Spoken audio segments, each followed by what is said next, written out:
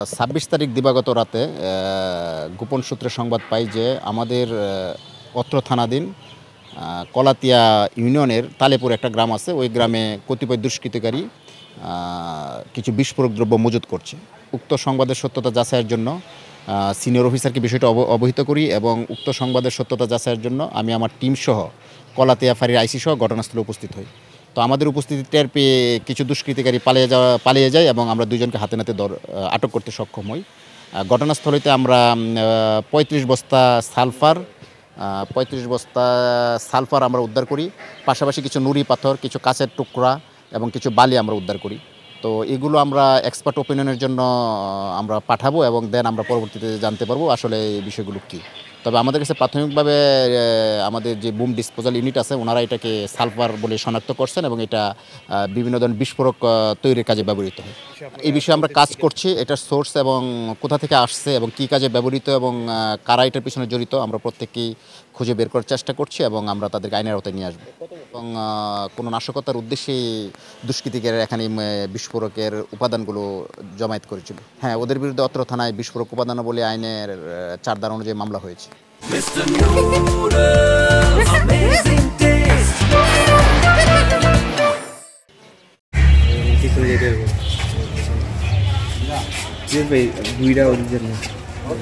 আর Keraniganj model থানার অন্তর্গত কলাতিয়া ইউনিয়নের তালেপুর গ্রামে বিস্ফোরক জাতীয় দ্রব্য মজুত রেখেছে এই মর্মে আমাদের কাছে একটি তথ্য আসে, গোয়েন্দা তথ্য আসে।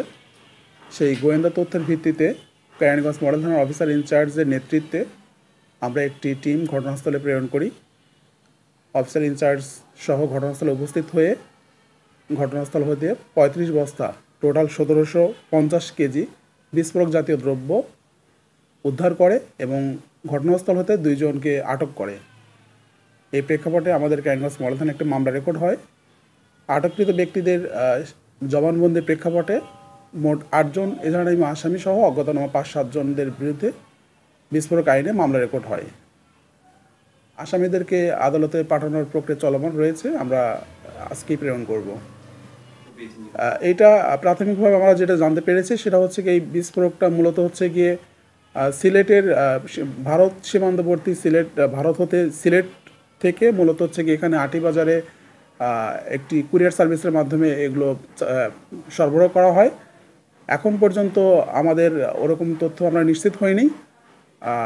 এটা আমাদের তদন্তের প্রক্রিয়া চলমান রয়েছে, তদন্তে আমরা এটা বিষয়টা স্পষ্ট করতে পারবো।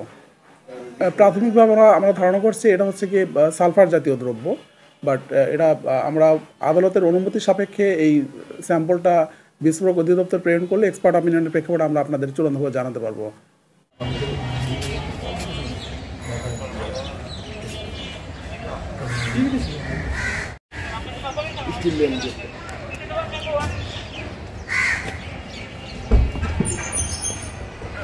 একমাত্র চৌকাশু পিচার আমাদের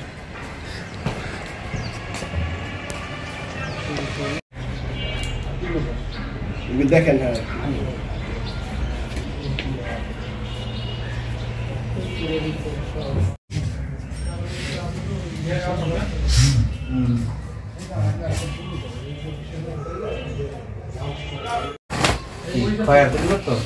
আস্তে আস্তে লালা দিও।